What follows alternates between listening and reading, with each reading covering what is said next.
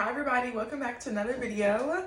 I'm so happy that y'all could join me for today. We are on episode 7 of our podcast series Fruit, and today's video is over peace, and I am super excited because each time that I come on here to give you all a fruit of the spirit, God has me endure, and he literally has me go through the fruit so that I can firsthand experience what it's like, and then I'm able to give y'all the information that I give y'all based on what I went through for each video. And when he gave me,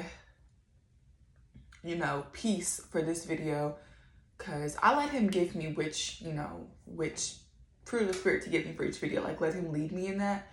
And when he led me to do peace, I was kind of like I didn't really know what to put, right? I didn't really know what to say, because I have peace in my life. I have peace in just about every area of my life, regardless of if I'm going through spiritual warfare or not, right? So, excuse me, I was kind of just I was kind of not struggling, but it was a little hard at first. At first, trust, it got real. Just because I didn't know, I'm like, okay. I have peace, Lord. I wake up and I have peace, I can go throughout day-to-day things and have peace. I have peace with the relationships that I'm in, like friendship and family-wise. I have peace financially. I have peace mentally. And so what God revealed to me is that I have peace in just about every area of my life, but I didn't, and I'm working on it now, but I didn't have peace in my singleness. And I just thought it was so funny because when he revealed that to me, I was just like, because I'm in my singleness season, right? And I'm not very fond of this season. It's not that I can't be by myself. It's not that I don't like being by myself, because I like both, okay? I'm very content with it just being me, but I'm also somebody's wife out here, so I think that just I'm content with just about everything else except for my singleness season. And that is something that he has revealed to me in these past couple of weeks. And so he's just been showing me areas of my life, like me going back to somebody.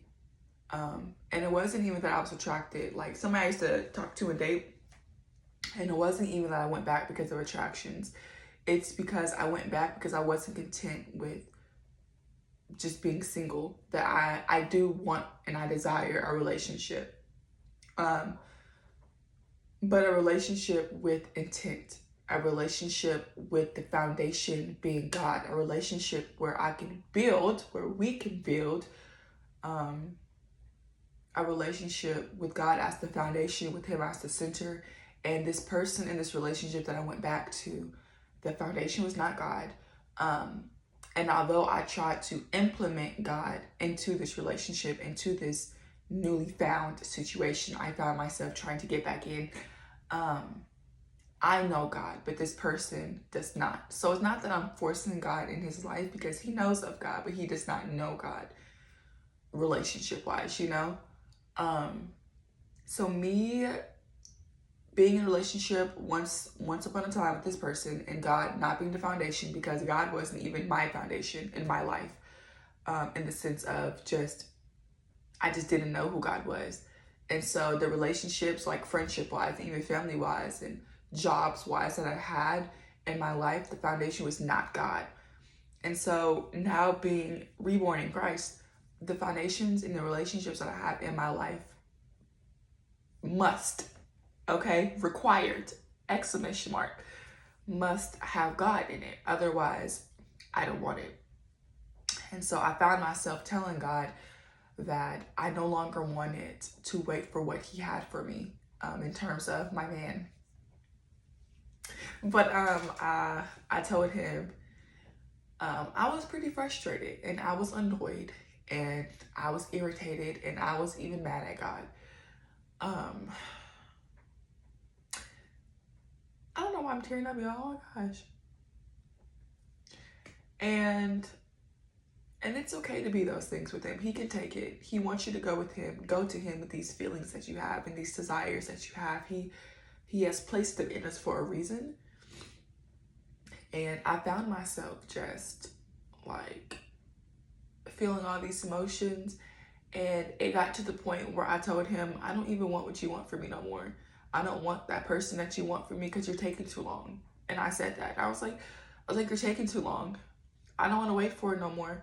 If I had it my way, which I could, because I have free will, but the whole point of my walk with him is to surrender what I want, to surrender my wants, my will, my plans, and my desires for his wants, his wills, his plans, and his desires in and over and for my life. And so I found myself telling him last week, I was like, I don't want to wait no more. Like, I'm gonna go back to somebody that I know will just take me back. I'm gonna go back to what I found comfortable in my singleness. I'm gonna go back and settle for this man, and you're just gonna have to be okay with that. And I told him, and I was like, even trying to like not make deals with him, just like I tell him, like, Lord, like, what if, say man, but like this time the foundation was you. Like, we can pray together, we can watch service together, do Bible study together, and I just didn't have peace about that. Like, it's not that I didn't want to have peace about it, because I did. I wanted God to be like, you know what, Lariah, okay, I will approve of this relationship if you set me as the foundation. But I had no peace over that. He was looking at me, and I was looking at him, and I feel like he was calling me stubborn. And I am stubborn sometimes. I can be sometimes. Okay, I'm working on it though.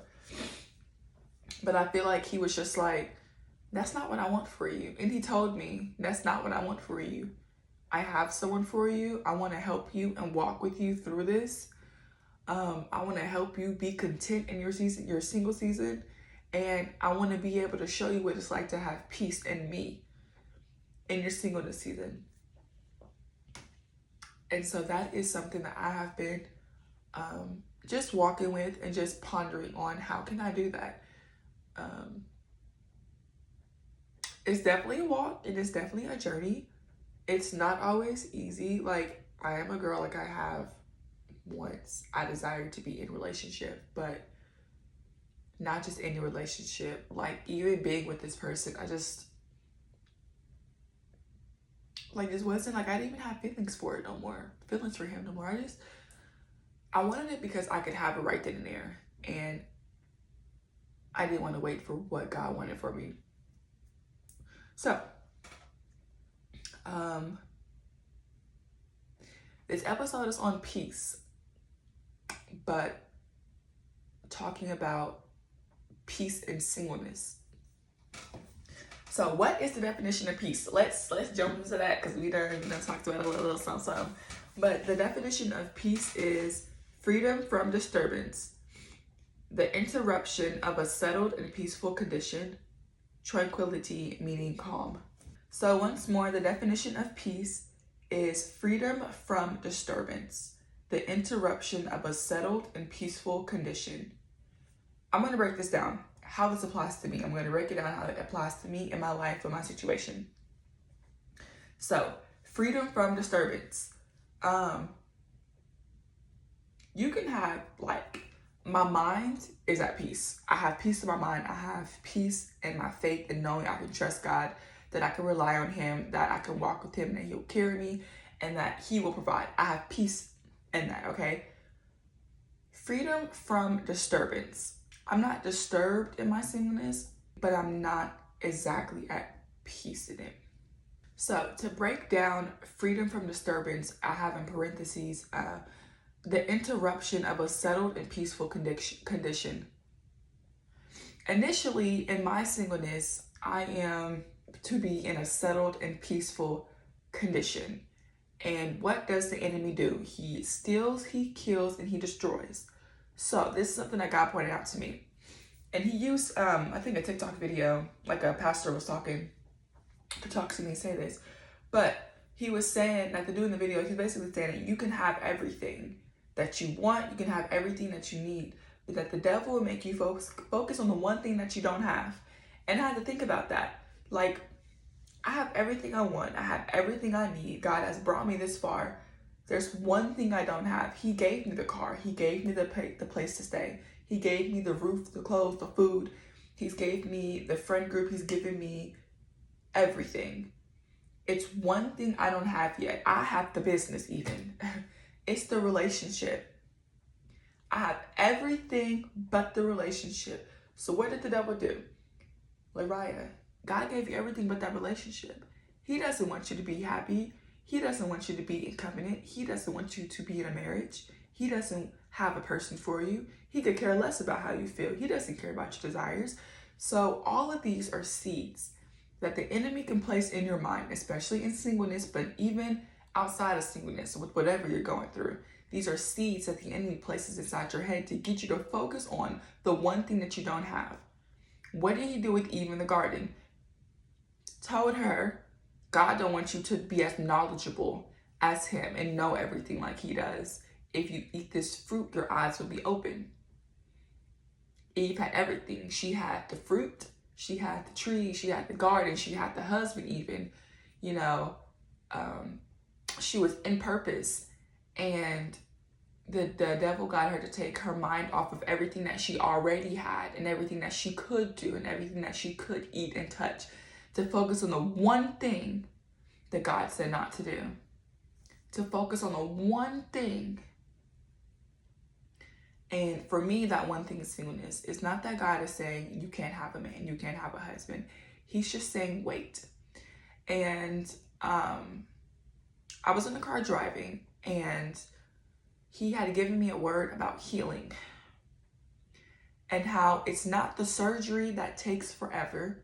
It's not, the surgery, because when God does surgery on you, he works on your heart. He can work on your language. He can work on your mind. And, mend, mold, and basically fix you up, okay, from what the world did to you. Heal you. That is not the surgery that takes forever, but that is the healing process, right? So if you break your leg and you go to the doctor and they're like, okay, you need surgery. So now you're on the table, you're doing surgery. Surgery only takes hours. Maybe it's a part 1, maybe it's a part 2 type surgery. But realistically, surgery it's quick. But it's the healing process after surgery that takes a long time. So if God has healed me from the hurt and the brokenness that I've experienced in relationships that he did not put me in or ordain me to be in, if God has healed me from the hurt of being in relationships, the surgery has already been done. It's the healing process that I'm now having to endure. The not going back to the things and the people that have hurt me and caused me to require surgery in the first place. If you break your leg and you go get surgery and the doctor says, keep your cast on, elevate your leg, ice your foot, whatever, and you go back to doing the very thing that caused you to break your leg in the first place, you are not enduring and healing correctly. And now it's going to take even longer because you've got to go right back into surgery to get your leg healed up again.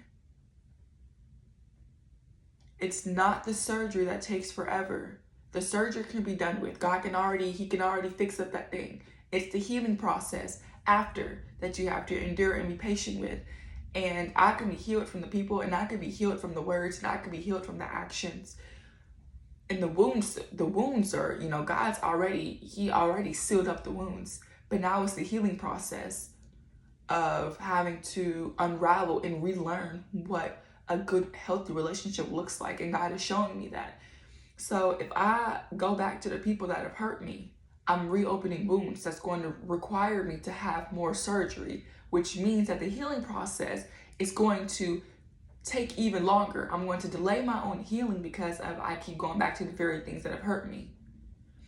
And in that, and after he gave me that revelation, and he was like, Lariah, I waited 18 years for you. Because mind you, I didn't I knew of God growing up, went to church, vacation Bible school, Christian camp. Like, I went to all that stuff, went to church, had the Bible studies or was in Bible studies. So that was the religion part. But the relationship was not there. I didn't have a relationship with God. I didn't know who he was. I didn't know his character. I didn't know, his love or his patience or his mercy and grace. Like, I probably experienced it without knowing that was God. So,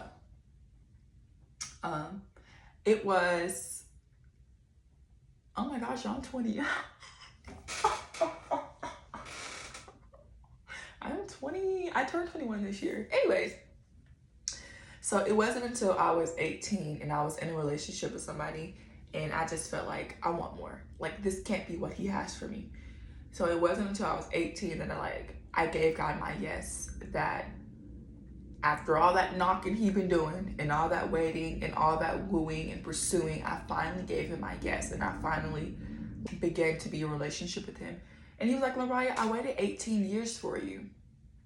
Mind you, me and Guy's 2-year anniversary is, oh my gosh, is this month? Oh, it's next month, sorry.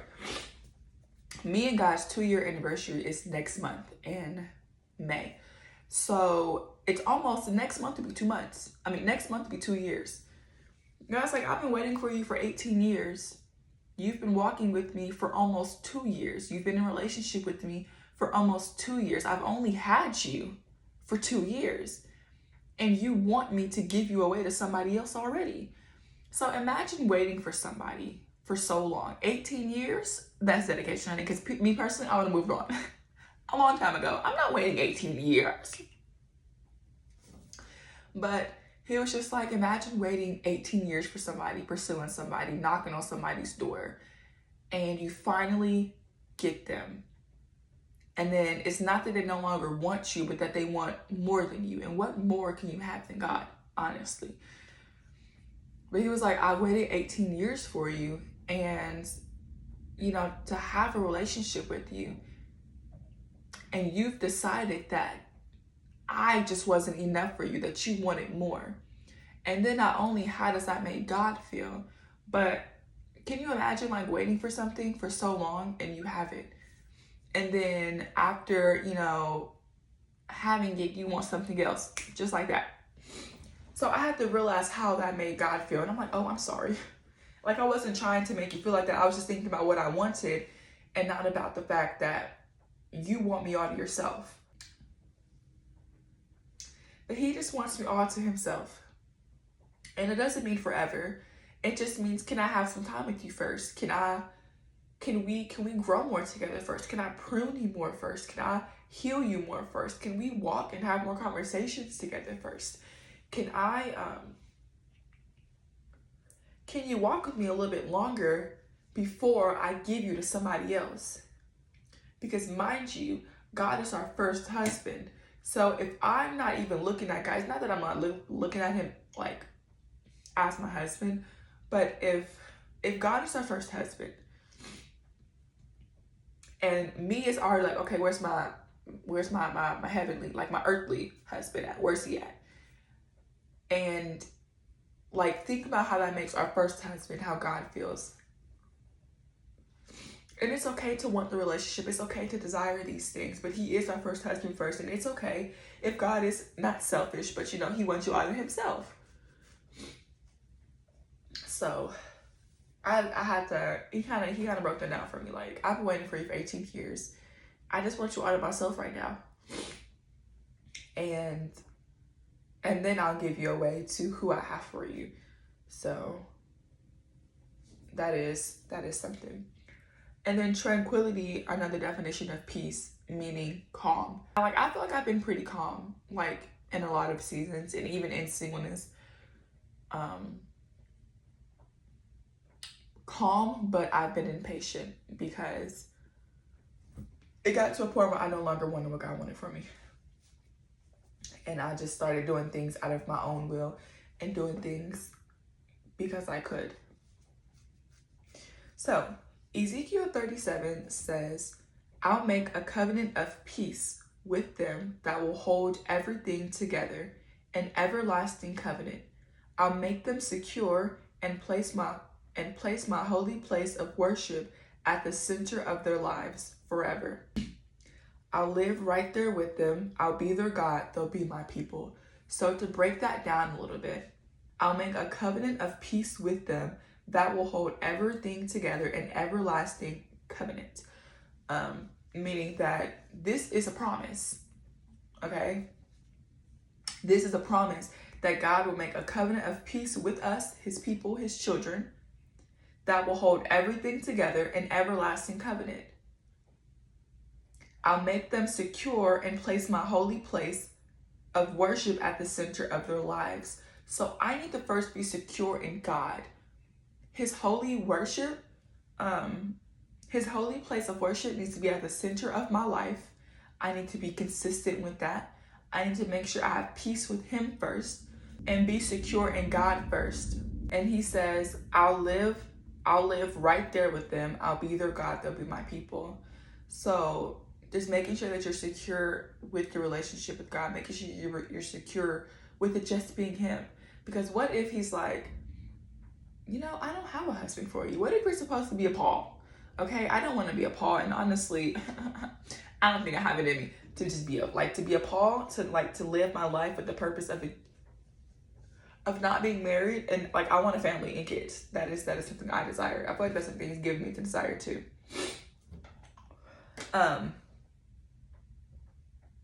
So I'm going to jump into what did peace look like before I knew God? Because what I called peace before I knew God is not peace. That's chaos, okay? This is chaos, and these are survival tactics of being able to survive with a situation, a condition, and the environment that I grew up with. So what did peace look like before I knew God? Number one, being comfortable with going back to the things and people who hurt me. So if I go back to people and things who have hurt me, it's because I didn't have peace. Not with myself, not with my situation. And in order for me to have peace, I went back to things and people who hurt me. Because I thought that was love in a sense. I really couldn't tell you why, but I was a little, I don't know. But being comfortable with going back to the things and people who've hurt me, because it gave me a feeling of peace and security to know that these people even take me back. And so I found peace with that.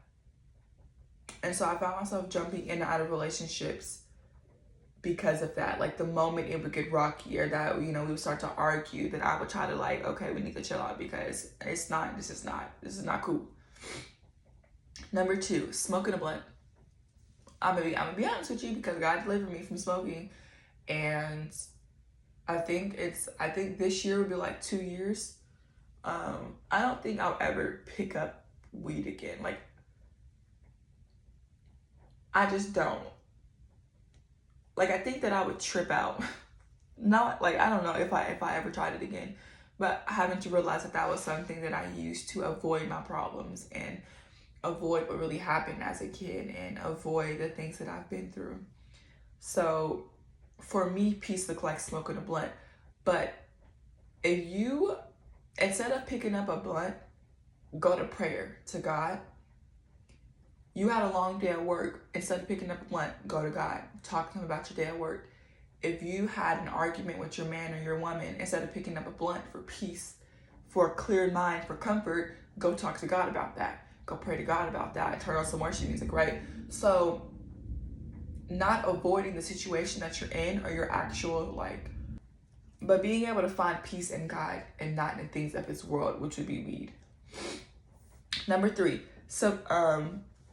submerging myself in TV shows and movies to avoid my reality. I could sit there and binge watch a whole TV show within days, within a weekend, within a week, or a month, depending on how many seasons this was. Or I could sit there and watch movie after movie after movie. And even after all the episodes and all them seasons and all them TV shows and all those movies, I still was not satisfied. And I was not fulfilled. And I found myself bored. because I'm craving something more than what TV shows and movies could give me. But at the time, I didn't know that what I was craving was God. That what I needed was the living water and the daily bread. I didn't know back then that what I needed was more of Him to fill me. Instead, I was being filled with TV shows and movies, which wasn't filling at all. I didn't find any peace in these. I would try to, be a long day at school. I would come home and watch TV. And that really wasn't peaceful for me. Like it felt like peace back then because it was something to pass time. But I wasn't growing spiritually because of it. I was probably honestly getting a little sillier in the thoughts. Like it wasn't helping me at all, basically.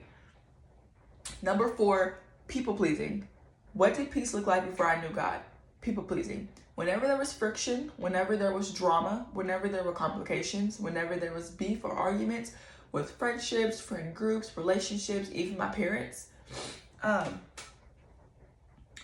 instead of basically speaking up with the voice that God gave me and telling them, I don't like that, I don't think you should do that, I don't like when you do this to me, I don't like that you are representing like us like this, like I don't like that we're arguing. Basically I would submit to what they were saying or submit to what they were doing, or I would do what they wanted me to do because I wanted to avoid conflict and I wanted to avoid confrontation or arguments. So I people pleased, which God is pruning me out of because I can't please you, as in the people, and Him. At the end of the day, I stand before Him. I will get judged by Him. It's either well done or depart from me from Him, from God. I don't stand in front of you. I don't care if God judged me. I don't got to stand in front of you at the end of the day. It's not about you. So He's having to knock out this people pleasing in me because not everybody's going to be pleased and not everybody's going to like what I have to say, what He leads me to say for Him. The truth is not sweet always. Like it's not, and that's true. So, to me, people pleasing brought me peace because you got what you wanted and I got what I wanted, which was to avoid conflict and drama. And now we're not beefing. Now there's no more arguing. But I suffered from that. So was it really peace? Because now each time there was a problem, I got quieter and quieter and quieter and quieter and quieter. And my voice lower and lower and lower. My standards were lower and lower and lower. And people walked all over me and talked to me how they wanted to. And that's what people pleasing would do to you. You become a yes man for people and you lose your no, or you lose the ability to stand on your no. Number 5, reading books. And this is not a bad thing, but it can become an idolization in terms of like imagination and fantasy and like leaving your mind. So growing up, seen a lot, heard a lot, experienced a lot. Maybe not as much as other people, but I've been through my fair share of trauma and things of that sorts. So I know I always was grounded. I was always grounded growing up. Like it was ridiculous. But one thing that I could do while grounded or, was read. And so I stayed having a book. I would be reading on the bus, reading in the hallways, reading after a test. I'd be reading at home, outside, at the park, going to the library week after week, stacking up on 5, 6, 7 books. Like I love to read. But it came to a point where I was avoiding my reality and avoiding what I was going through to read. I would run away from my problems and go put myself in the shoes of a character inside of a book. And that is avoiding real life and then going to fantasy life in a book. And that becoming your reality, like stuffing your face in a book and reading that. Like, that's okay. You know what? Do that with the Bible. How about that? Yeah. Let that become your reality. But, so for me, I found peace in reading. And I'm not saying it's a bad thing, but it gets to a point, like if you're trying to run away for something, what is this? But instead of running away, taking that to God and be like, hey, I'm going through this. I need some help with this. Number 6, needing someone around 24/7. What I mean by this is always like I found peace in being with somebody, like at a friend's house, even if we weren't doing anything. Like I would go over to my friend's house and we would just sit there. We wouldn't even talk half the time. And it's not that we didn't want to talk. It's just that sometimes I could just sit there and we can just do what we want to do separately and then not require a conversation and be okay with that. Like it wasn't that we had to talk. I didn't need somebody to talk to all the time. But what I wanted was for somebody to be around all the time. And what did that stream from? Abandonment growing up. And it may have not been like neglect abandonment, but abandonment as in if both of your parents are working and they're gone all the time, or you're stuck at home watching people, like watching kids, or you get left alone often, or when you needed somebody, they weren't able to be there for you. Like whether that is emotionally, because somebody can be there for you physically, but you need them more than just a physical, like on a physical level. You need them there for you emotionally. You need them there as a friend. You need them there as support, and they not be able, or emotionally, and they're not able to give you that. So that you can feel abandoned emotionally, because yes, you're here for me physically, but for my emotional needs, you're not there. I can't come talk to you about this because you're not there. So you can feel abandonment for that. And so from that, I felt like I needed someone around 24/7. Like I was okay with being home alone, like in my room, cool and chilling by myself. But, there was that. And even when I got older, moved out, I was at somebody's house, or, at least hanging out with them a couple hours of the day, or they'd come over to my place and we hang out. Like just the needing of somebody there all the time. Number 7, being under a man instead of being under God. I knew of God, but I did not know God. So I found my peace being laid up under somebody, because I thought that is what peace looked like. It's not that you can't be with your man and be comfortable and, he brings you a sense of peace. But your peace is not found in things of this world. Your peace is found in God, who will give you his peace, who will let you you will endure peace being up under him. When you are up under a man, you have, you may have peace. You may have a feeling of peace, a feeling of relief. But your peace is not found in that, in man.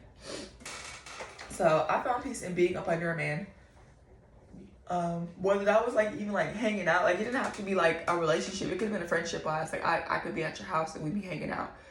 The same thing with needing someone around 24/7 all the time. So for me, peace looked like being in a relationship. And number 8, sleep. I do like to sleep. I'm working on stop saying love to sleep, because an early bird gets the worm. And if you're not an early bird and you're still going out, you're still a bird chasing a worm throughout the day, you go get your money, honey. But I did work in high school. I've been working since I was 14 or 15. The earliest that I could work, I was in there working. Okay. So oftentimes I was tired anyways, but also I slept to avoid a lot of things that I was going through. If there was argumentation going on around me, I tried to sleep it off. If I was exhausted, and I don't mean physically, I mean mentally, I mean emotionally, I mean spiritually, just exhausted, I would try to sleep it away. There's a difference between sleeping away your problems and God being go take a nap. Because sometimes you just need a nap and you can get up and keep pushing. And other times you're sleeping your problems away. And that's not solving nothing, because you're avoiding it. So instead of avoiding it by trying to sleep, wake up, go to God's altar and give it to him. He tells us to cast our burdens onto him because he cares. He says that for a reason. Cast your burdens onto him because he cares. And because you're not equipped to handle all of that. Our problems to God is nothing. He is truly capable of all things. He can take that burden off your shoulders and mine and still pick us up and and walk with us and talk with us and bless us. Like, he can do all things. It's not too much for him. Your problems are not too much for him. He can handle it. And it may not be in a way that you want him to handle it, but he's always doing a new thing. So watch out for that in your life. I've learned, and even still learning, you can ask God to do something for you, but the way that he chooses to go about it and delivering it to you will look different than what you would have done or how you thought he would have done it. So God is always doing a new thing. I just did a word list on TikTok. I'm doing a new thing. Don't you perceive it? And a lot of times we don't perceive it, that God is doing a new thing in a different way, because we're so used to it going and us doing it a certain way in a specific type of manner. So what does peace look like now that I'm in a relationship with God? So now that I'm in a relationship with God, number one, I invite him into spaces with me. I invite him into my life. I invite him into my problems. I invite him into my situations. So instead of going outside of God to find peace and answers to my problems, I now invite God into my situation, because once you invite God into your situation, he can see and hear what you're going through. It's not that he don't know what you're going through, but if you don't invite him into your situation, he's not obligated to help you. Because why would you help? Why would you, if somebody throws a party and you weren't invited, like, yeah, you might say, well, I'm gonna show up anyways because I'm not invited. But like, realistically, you're not gonna want to go. You're having a party and I wasn't invited, so I'm not just gonna show up. God's not the same way. Like, you have a problem, you didn't invite me, you didn't notify me about what's going on. Yes, I know about it, but you didn't invite me, so I'm not obligated to go. I'm not invited to go. Why would you go if you're not invited to something? So I invite him into my situations, because in the invitation, there is peace. There is a sense of want, and there's a sense of need, because now I'm going through what I'm going through, but God, I want you in the situation with me. I want your presence here with me. God, I need you in this situation with me. I need you here with me. I need your help. So inviting him into my situation, that brings me peace. Number two, sitting and talking with him. Is the same thing when needing somebody around 24/7 and y'all just sitting and talking. So peace for me in my relationship with God just looks like talking.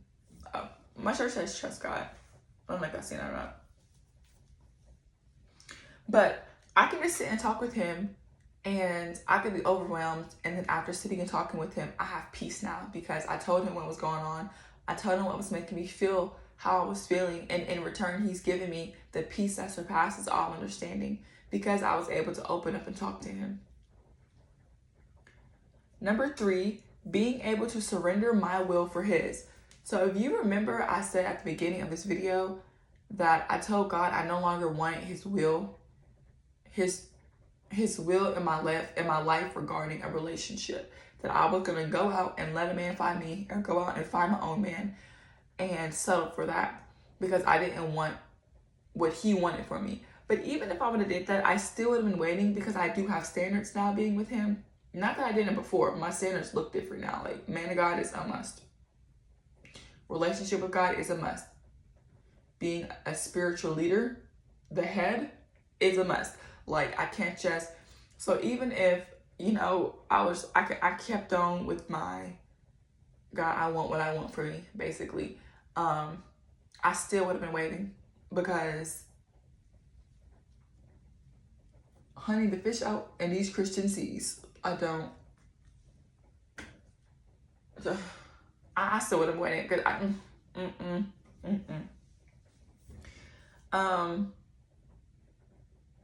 so the peace that surpasses all understanding, even with this, being able to surrender my will for his, I have peace about that, because I trust him. I trust that whatever will he has for me, whatever plans he has for my life, will be for the better.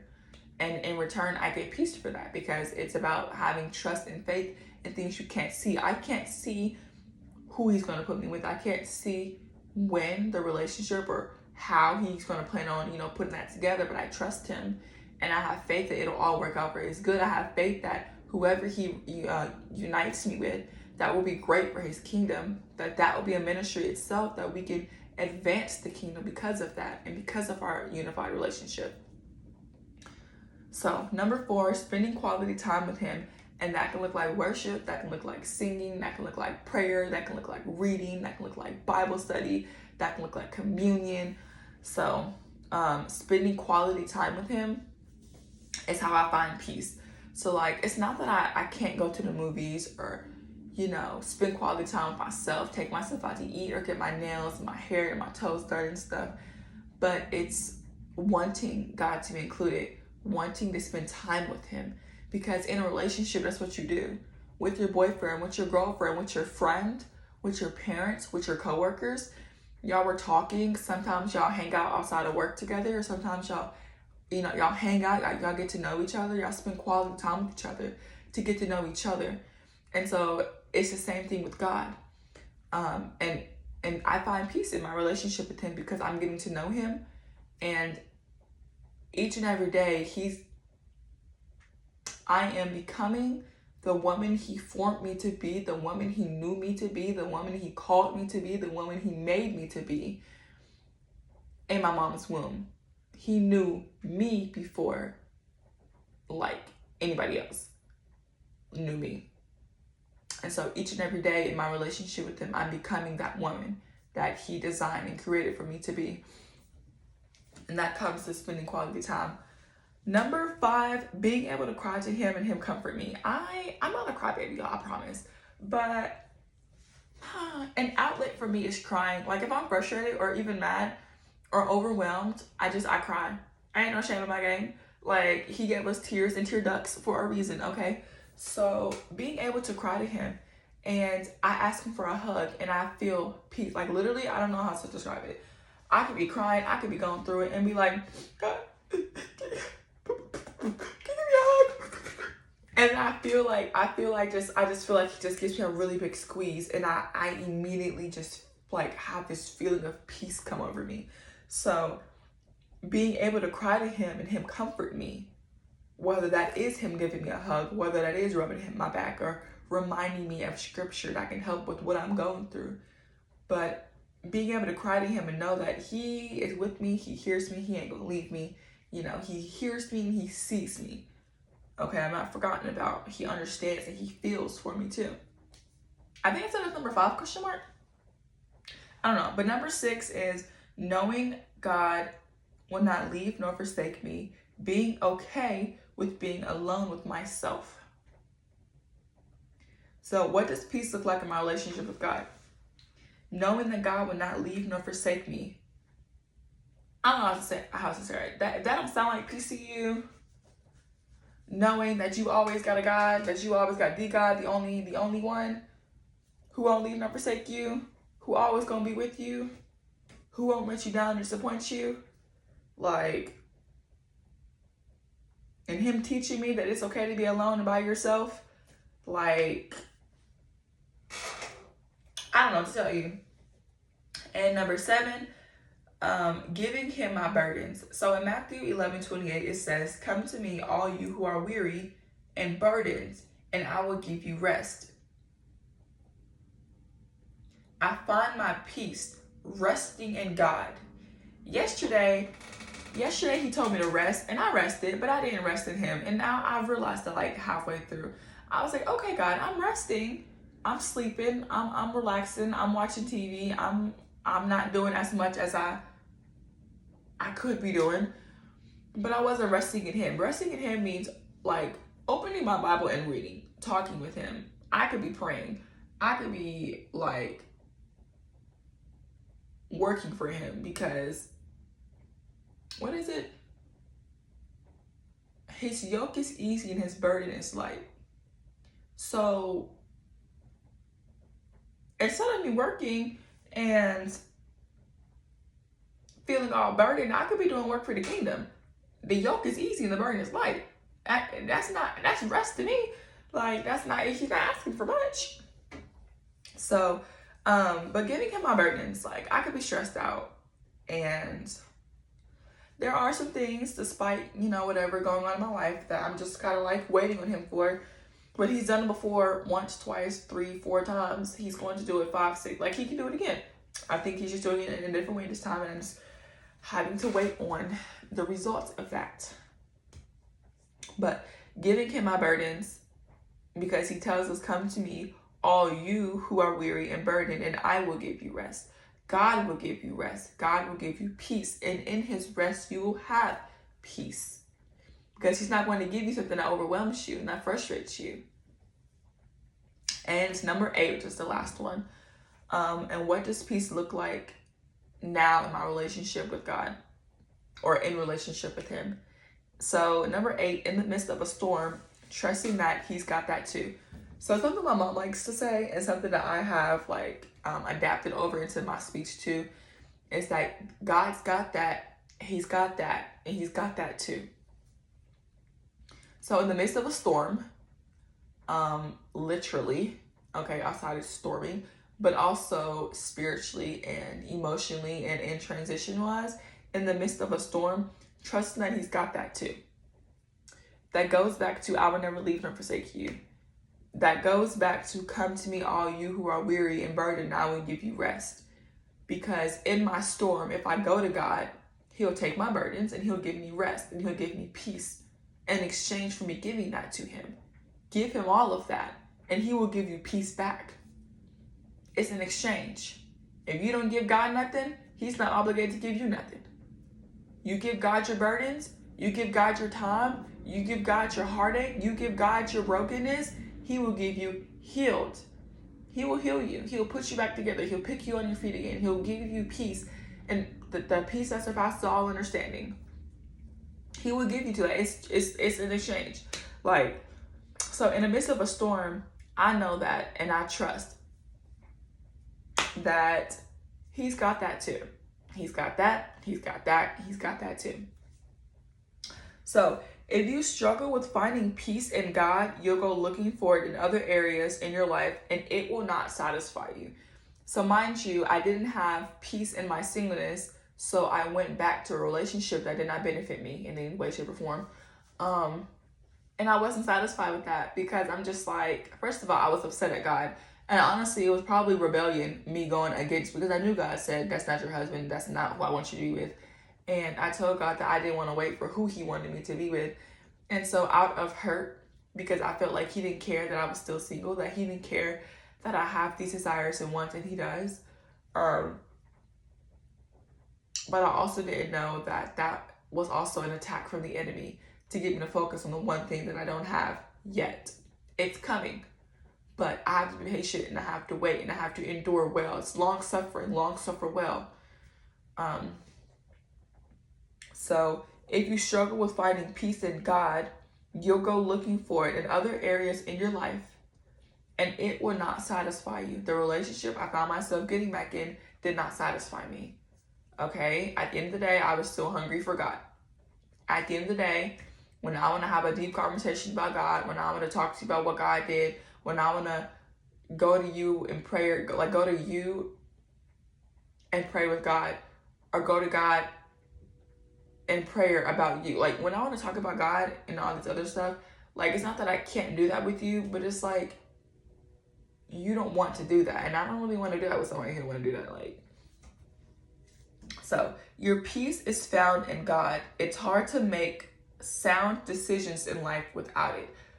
My decision to go back to a person who God said not to, did not leave me with peace, and it was not a sound decision. It was a decision made based off of hurt, and it was a rebellious decision.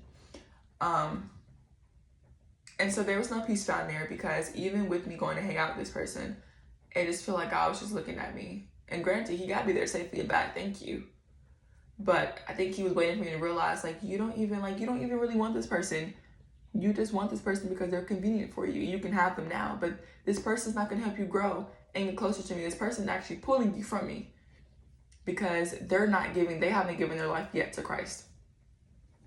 So my question for this video would be, do you have peace in God? Do you have peace in your life, in God? What areas of your life do you not have peace in? And is that something that you're willing to give to God? Like, because in exchange, he'll give you his peace. Ain't no better feeling. You could be stressed out. You could not have peace over so many things. But the moment you give that to God and you use your active faith and you decide to trust him, he will give you peace about that. There is peace in knowing that God hears you, that he sees you, that he will handle it. He is an almighty God. He's got that too. I promise. So,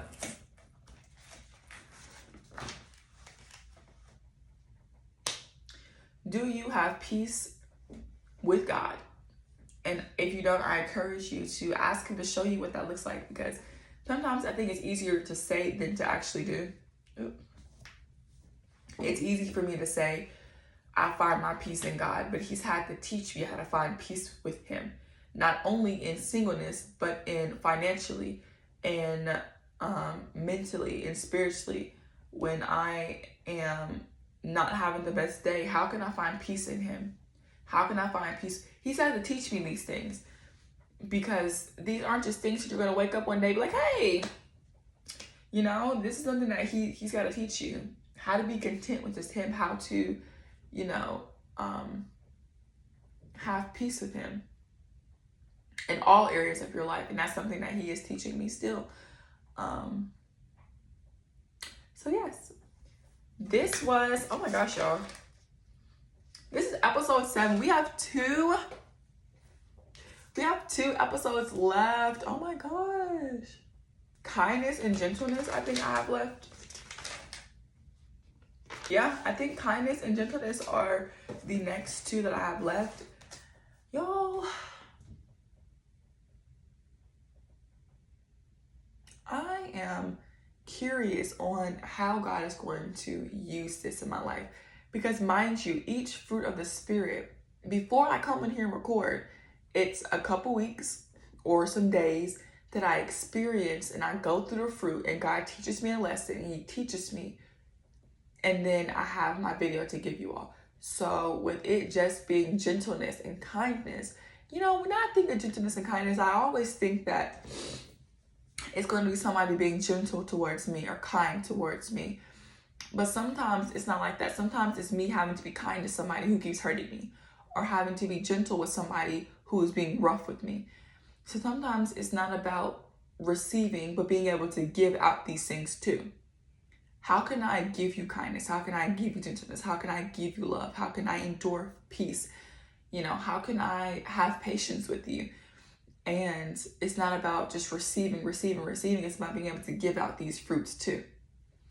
So I'm very curious on how and what God is going to use next, and how he is going to just use these things in my life, the next 2 fruits in my life. But yes, this was episode 7 of Peace. I hope you liked the video and I hope y'all learned something from it. I hope this was useful to y'all in some way, shape, or form. And I will see y'all in episode 8. Bye.